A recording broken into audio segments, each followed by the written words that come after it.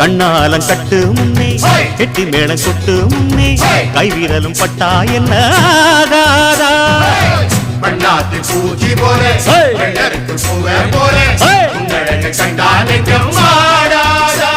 அடி மஞ்ச கிழங்கு சிறு இன்ப கிழங்கு